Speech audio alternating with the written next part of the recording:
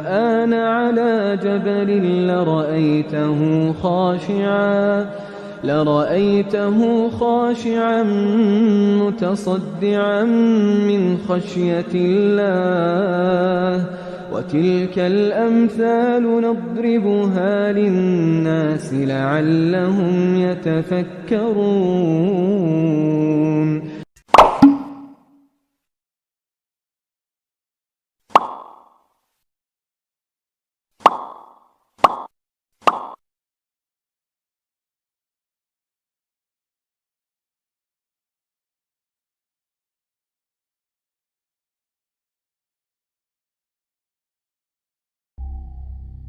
Okey, Assalamualaikum warahmatullahi wabarakatuh. Apa khabar semua? Sihat? Diharapkan anda semua berada di dalam keadaan yang sihat, sejahtera dan walafiat.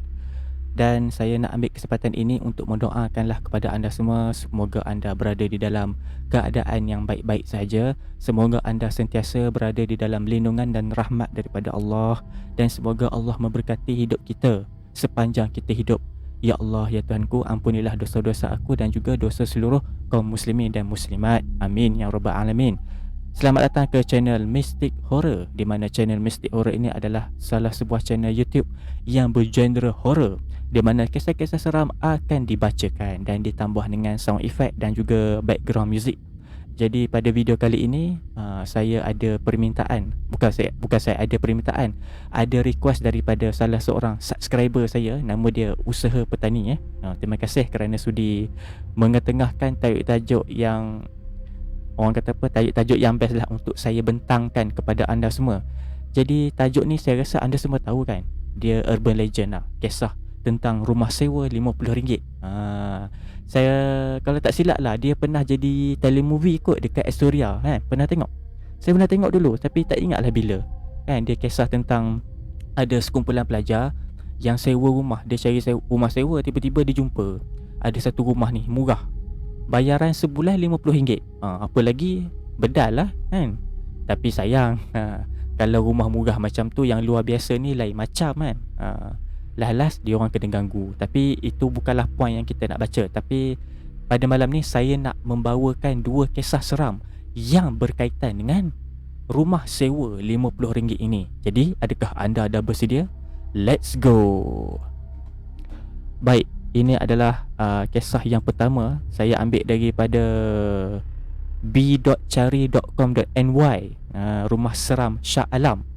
Ada orang panggil rumah seram Shah Alam, dan ada juga orang yang panggil rumah sewa RM50.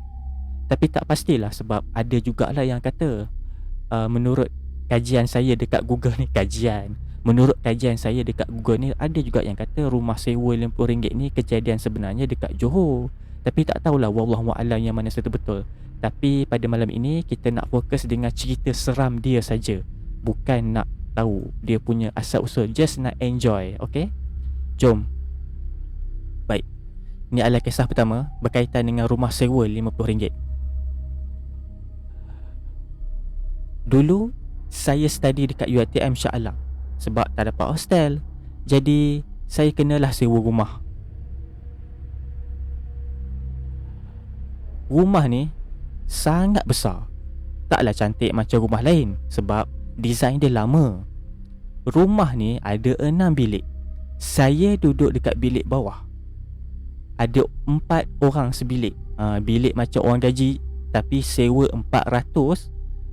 Hall dia memang besar gila. Tapi dekat situ ada banyak sangat bekas akuarium yang tak pakai. Oh ya, rumah ni kalau time malam memang scary. Sebab apa? Tak ada langsir, tingkap pun tinted. Memang takut nak tengok dekat luar. Baik, nak dijadikan cerita, pada satu malam ni saya dengan member berjagalah, stay up belajar sampai pukul 3 pagi dekat hall rumah tu. Tengah short study, tiba-tiba bunyi orang call handphone kawan saya. Time tu dia tengah charge handphone dia kat dalam bilik. Saya dah pesan, jangan gayut dalam bilik, bawa handphone tu keluar dekat depan. Saya takut duduk sorang-sorang, dah lah sunyi. Minah ni lama betul dia bergayut. Geram betul. tengah duk geram tu, tiba-tiba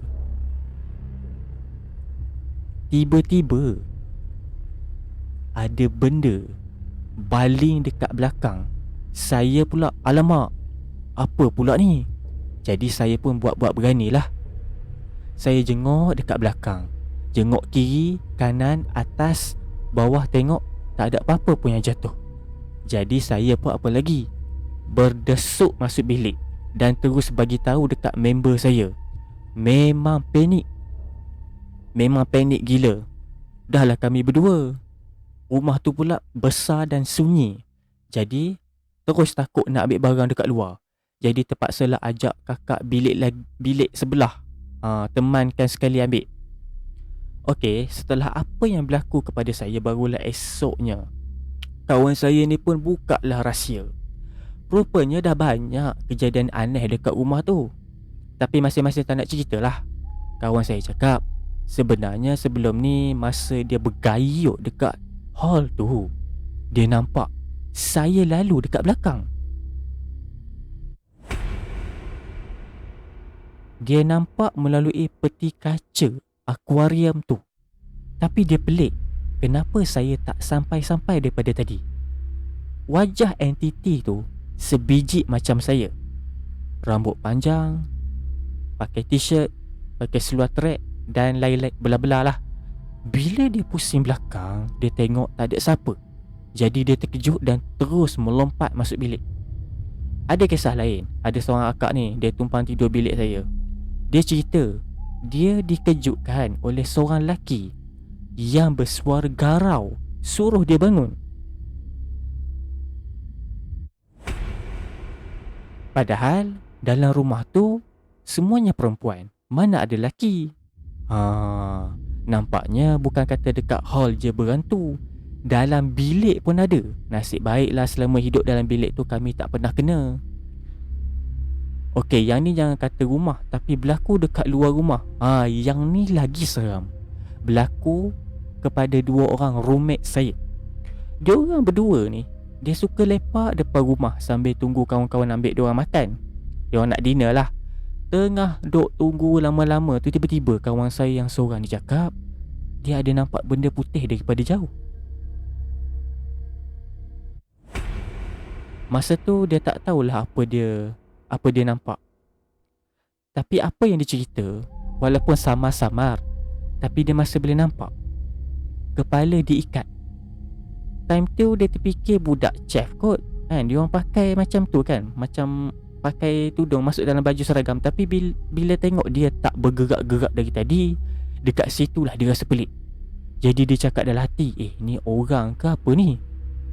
Dan lepas dia terlintas tanya soalan tu dalam hati dia, tiba-tiba benda yang dia nampak tu melompat-lompat.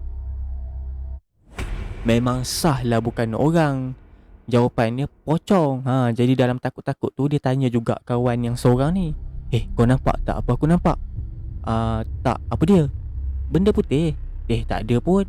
Yang aku nampak benda hitam besar yang ditutupi atas pokok. Terus dia orang terdiam. Jadi maknanya pada malam tu masing-masing nampak dua hantu yang berlainan. Satu hitam, satu putih. Oh ya, dengar katalah lorong rumah saya tu pun memang keras. Kebetulan juga ada salah sebuah rumah dekat situ. Dikatakan dekat salah sebuah rumah, area rumah sewa ni yang saya duduk ni, dikatakan ada orang mati bunuh diri. Dan ada jugalah banglo dekat lorong lain, tapi masih dalam kawasan Seksyen 2. Juga dikatakan berhantu. Dan memang rupa dan keadaan rumah tu memang betul-betul scary. Memang tak ada orang duduk.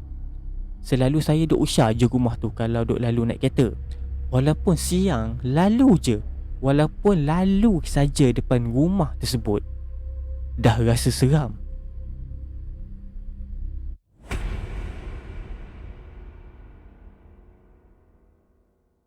Dan ada lagi satulah cerita yang panas daripada dulu sampai sekarang dekat Shah Alam, tentang rumah banglo yang disewa berharga RM50 juga. Tapi sampai sekarang tak ada orang berani nak duduk kat rumah tu kerana tak tahan kena kacau yang melampau-lampau. Itulah dia kisah pertama tentang rumah sewa RM50. Seram juga walaupun rumah sewa dia murah. Tak apalah, kita teruskan dengan kisah yang kedua. Masih lagi berkaitan dengan tema tajuk kita, rumah sewa RM50. Ini adalah kisah kedua ya. 9 tahun lepas, aku dapat sambung belajar dekat UiTM Shah Alam. Jadi, perkara pertama yang perlu difikirkan adalah tempat tinggal. Sebab, aku tak dapat duduk kat hostel. Oleh sebab kerajinan dan keprihatinan aku dan member-member, maka dapatlah kami rumah sewa berhampiran dengan Section 2. Berhampiran dengan Wet World. Kalau korang tahulah, nak describe rumah tu banglo. Rumah tu rumah banglo, 2 tingkat, 4 bilik, 3 bilik dekat atas, 1 bilik di bawah. Kami semua berlapan, jadi 2 orang untuk 1 bilik. Aku ringkaskan sajalah. Kami masuk ke rumah tu dengan perasaan berbelah bagi. Gembira ada, suka ada, pelik ada, rimas ada, takut, semua ada. Benda yang paling pelik, pertama, tuan rumah hanya kutip RM50 sebagai deposit, dan sewa pertama hanya bayar bila masuk bulan kedua. Kami duduk rumah tu, maksudnya bulan kedua baru bayar sewa. Kira bulan pertama tu dia bagi free dululah. Start bayar bulan yang kedua tu.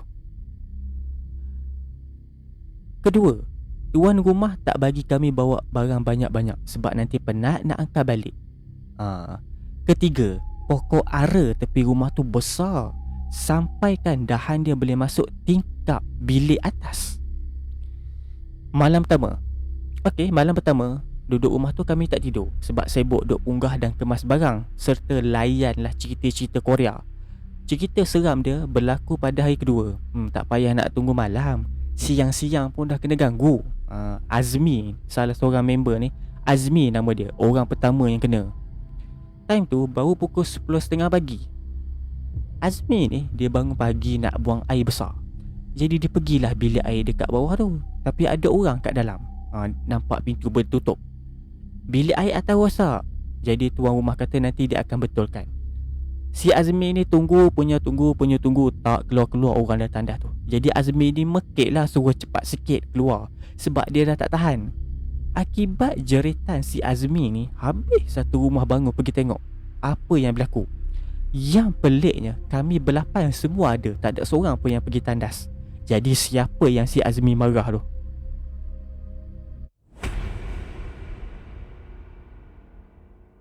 Pintu tandas berkunci, siap ada bunyi orang flash jamban lagi.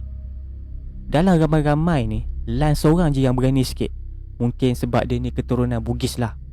Dia rentak pintu tu sampai terbuka. Tak ada orang. Tapi daripada kesan yang ada, pintu tu memang dikunci daripada dalam. Last sekali Azmi terus tak jadi berak sebab takut. Dan malam tu pula kami kena lagi teruk. Masa aku tengah nyenyak tidur malam tu, tiba-tiba ada orang tarik kedua-dua kaki aku sampai aku terjatuh daripada katil. Kepala aku terhentak dulu dekat lantai. Apa lagi, beranginlah aku sebab ingat budak-budak ni nak prank aku. Tapi bila bangun, tak ada orang pula. Maksudnya bila dia kena tarik tu, dia rasa nak marah sebab dia ingat member dia tarik. Bila dia bangun, tak ada siapa pun yang masuk bilik dia.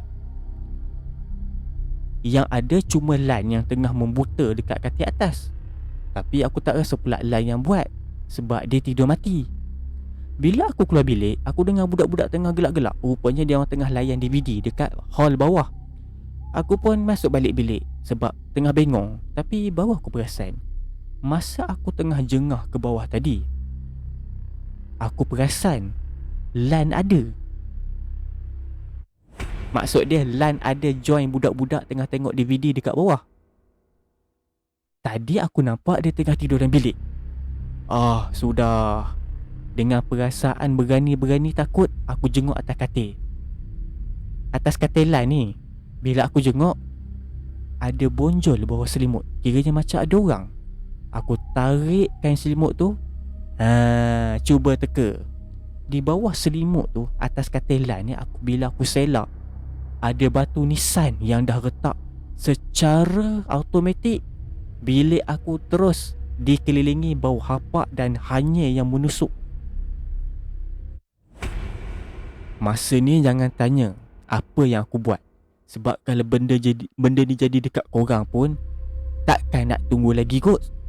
Aku rasa kaki aku dah tak jejak tanah dah sebab lari laju sangat.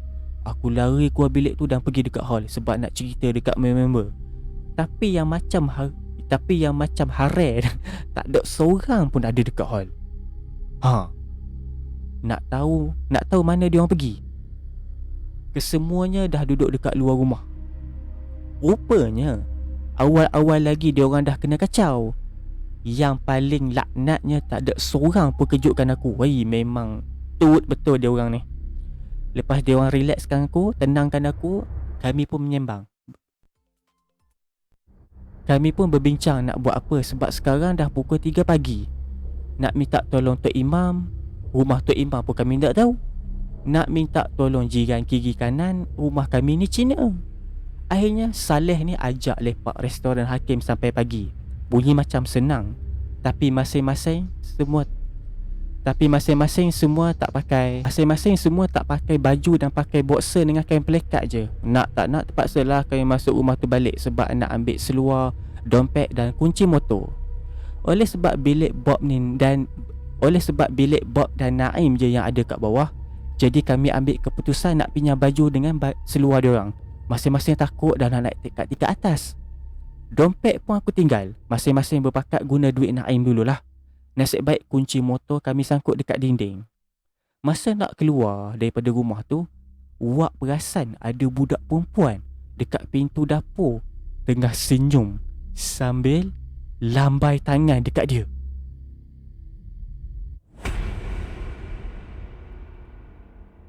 Aku pun perasan juga. Lepas tu aku tengok muka Wak jadi pucat lesi. Dan senyuman budak tu buat aku rasa macam nak terkencing dalam seluar. Kepala lutut aku menggigil sampailah dekat restoran Hakim. Lepas sampai restoran Hakim, masing-masing sibuk buka cerita, termasuklah aku sendiri. Okey, Wak cerita mula-mula ni. Malam tu lebih kurang pukul 12 lebih, dia sibuk download lagu. Tiba-tiba ada bunyi macam orang balik batu dekat bilik dia. Bila dia tengok, dia nampak ada perempuan duduk atas pokok kayu ara tepi rumah tu. Nak describe perempuan tu pula, dia pakai baju putih kekuningan dan koyak-koyak dengan rambut panjang. Yang sedih dia, perempuan hodoh tu boleh senyum dekat dia.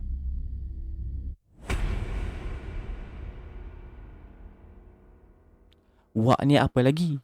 Terus tutup tingkap dan belah, pergi bilik dia dan terus pergi bilik aku.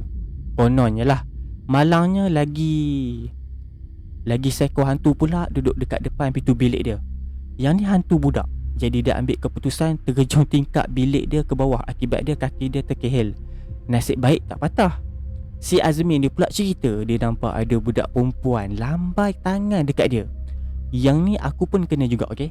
Aku pasti budak tu bukan manusia. Sebab apa? Sebab dia tak ada kaki. Sam pula cerita dia nampak hantu tu dekat siling rumah. Bila dia buka je mata, hantu tu betul-betul face to face dengan dia. Kira semua kena kacau lah ni. Dan aku orang terakhir sekali cerita.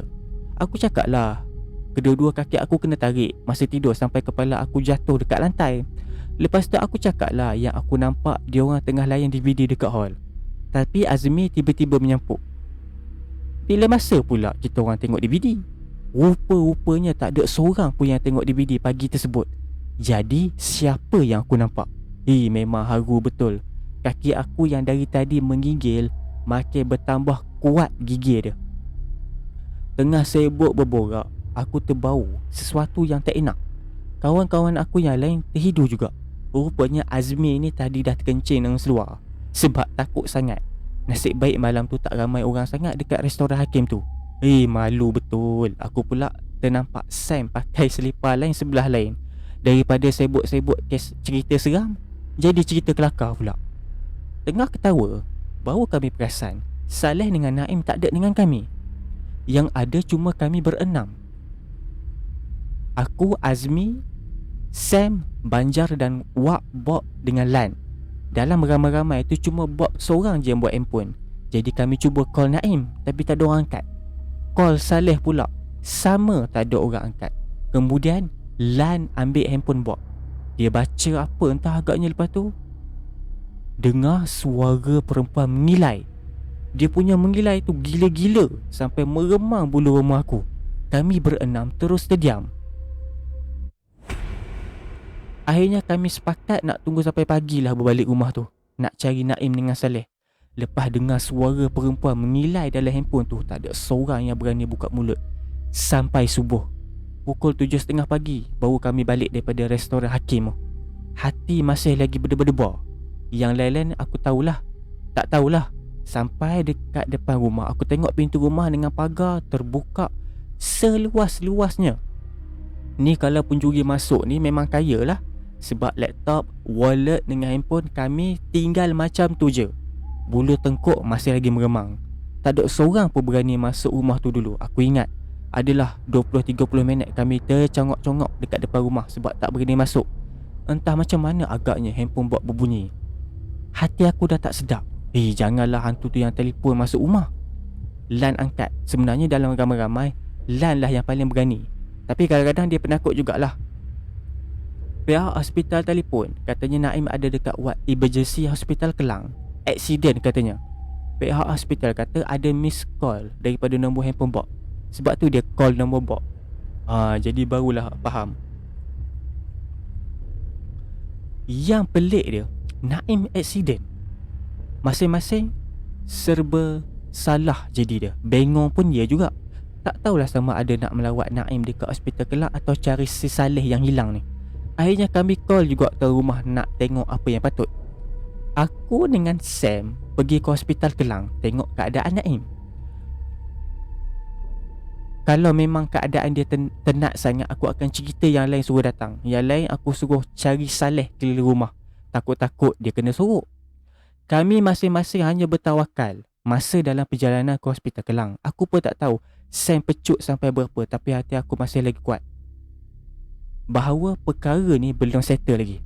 Bila sampai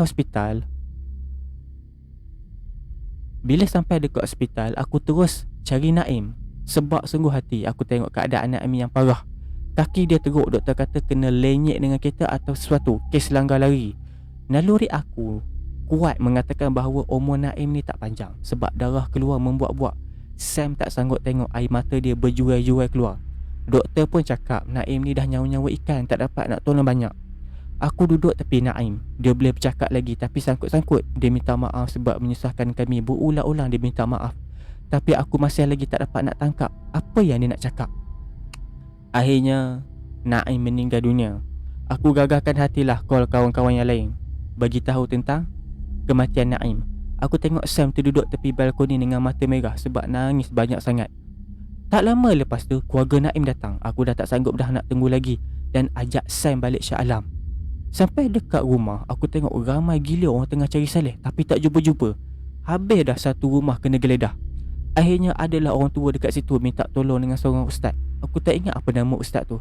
Tapi lepas asar baru kami jumpa Saleh duduk dekat atas busut belakang rumah. Yang heran dia, dah 5-6 kali orang cari tapi tak ada pula jumpa dia dekat situ. Tak kisahlah, janji dapat jumpa balik si Saleh ni. Kami semua ambil keputusan pindah daripada rumah hari tu juga. Kebetulan dekat seksyen 7, pintu belakang UiTM ada satu rumah nak disewa. Jadi kami pindahlah kat situ. Barang-barang Naim kami angkut sekali. Terus terang aku cakap, memang aku angin. Memang aku rasa marah tengok muka tuan rumah sebab tak cerita yang rumah ni keras. Patutlah dia suruh bayar RM50 je dulu dan tak bagi bawa barang banyak-banyak. Cis. Okey, itulah dia kisah tentang dua kisah tentang rumah sewa RM50. RM50. Walaupun rumah sewa dia agak murah tapi seram Ish. Tak tahulah. Ish. Nampak benda bertengek tu lah yang seram. Yang paling seram tu yang waktu dia nak pergi ambil kunci kan, yang kawan dia ada budak perempuan tengah senyum. Bukan senyum senyum menggoda tu. Senyum yang menyeramkan. Anda bayangkan, anda nak pergi ambil kunci kat dapur kan, tiba-tiba jumpa ada budak perempuan tak ada kaki, lambai sambil senyum. Lepas tu yang paling teruk, yang paling seram tu yang buka tingkap tu. Bunyi apa? Nampak bertengik je dekat pokok ara tu sambil senyum dengan wajah yang agak tak berapa nak elok. Kalau anda lah berada dalam situasi ni, penyewa rumah sewa RM50 ni, apa yang anda buat? Tak tahulah, rasa cabut lari lah, carilah rumah lain. Ingat ya, kalau rumah sewa tu murah luar biasa kan, mesti ada something wrong. Jadikanlah iktibar. Nak sewa rumah, make sure tengok dulu latar belakang rumah tu. Keadaan dia, surrounding dia kan. Kalau rumah tu nampak macam dah, orang kata apa, semak sambung apa semua tu, better cari lain lah. Cuba cari yang lain. Biar mahal sikit tapi tak, orang kata apa, tidak memberi kesan yang buruk pada masa akan datang. Okey, itu sajalah kisah yang aku dapat kongsikan pada malam ini. Terima kasih kepada anda yang sudi mendengar. Terima kasih kepada anda semua yang dah support channel ni. Terima kasih kepada anda semua. Dan terima kasih sekali lagi kepada Usaha Petani kerana sudi memberi cadangan kepada saya, channel Mystic Aura, untuk mengetengahkan kisah-kisah seram yang rare. Jadi terima kasih semua. Semoga Allah membalas jasa baik anda semua. Okey, itu sajalah kisah pada kali ini. Jumpa anda on the next episode. Assalamualaikum.